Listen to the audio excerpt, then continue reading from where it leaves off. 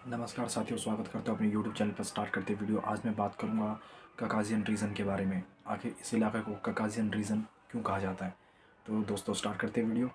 तो ककाज़ियन रीजन इसलिए बोला जाता है क्योंकि यहाँ के इलाके में ककास की पहाड़ियाँ पाई जाती हैं और ये वो इलाका है जहाँ पर यूरोप और एशिया अलग होते हैं। ये बॉर्डर समझ लीजिए।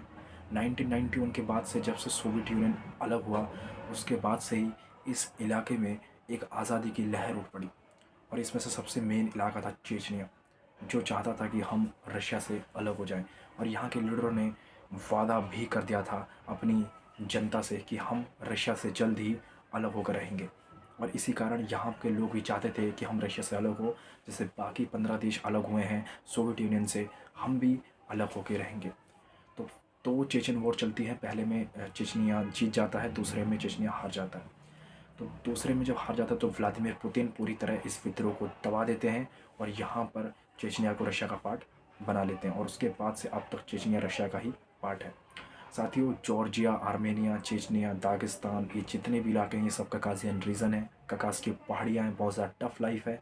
इसी वजह से यहाँ पर आपको सबसे ज़्यादा ओलंपियंस और एथलीट देखने को मिलते हैं। ओलंपियन और एथलीट इसलिए देखने को मिलते हैं क्योंकि यहाँ की जो टफनेस और यहाँ की जो टफ लाइफस्टाइल है लोगों को बहुत ज़्यादा ही प्रेरित करती है कि वो कॉम्बैट स्पोर्ट्स की तरफ जाए। आप यूएफसी बॉक्सिंग वगैरह देखते होंगे, वहाँ पर भी इन इलाकों में से एथलीट्स बहुत ज़्यादा जाते हैं।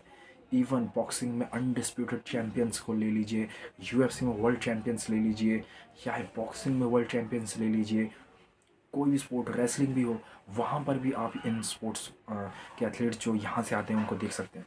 साथ ही यहाँ पर इसलिए क्योंकि यहाँ पर हमेशा ही युद्ध का माहौल रहता है। इवन सोवियत यूनियन से पहले भी यहाँ पर युद्ध का माहौल रहता था। जॉर्जिया, आर्मेनिया, चेचनिया, ये जितने भी इलाके हैं यहाँ से आप डिसिप्लिन लोगों को ज़्यादा देखेंगे। आप जितने भी वर्ल्ड में किसी भी जगह को आप देख लीजिए, वहाँ से ज़्यादा डिसिप्लिन एथलीट्स आपको यहाँ पर दिखाई देंगे। क्योंकि युद्ध हमेशा, देखिए आप रूस और यूक्रेन का युद्ध ले लीजिए। रूस और यूक्रेन का युद्ध कितना सालों से चल रहा है। तो युद्ध का माहौल यहाँ पर एनी टाइम बना रहता है। इसी वजह से यहाँ के लोग सबसे ज़्यादा चूज़ करते हैं कि हम कॉम्बैट स्पोर्ट्स की तरफ जाएं। हम इन स्पोर्ट्स के अगर जाएंगे तो हमें डिसिप्लिन मिलेगा। और यही हुआ जब व्लादिमीर पुतिन ने सत्ता संभाली रशिया की। तो यहाँ पर स्कूल्स खोले गए, बॉक्सिंग जिम्स खोली गई। यहाँ के लोग मोटिवेट हुए कि हमें भी इन गेम्स में जाना है और अपने बच्चों के अंदर अब डिसिप्लिन बनाना है। तो इसी कारण यहाँ से आपको सबसे ज़्यादा डिसिप्लिन एथलीट्स मिलेंगे। चाहे आप खबीब को ले लीजिए, हमजाद को ले लीजिए, जितने भी पॉपुलर नेम्स हैं इस दुनिया में, यहाँ से जितने आते हैं तो ये इन्हीं इलाकों से आते हैं।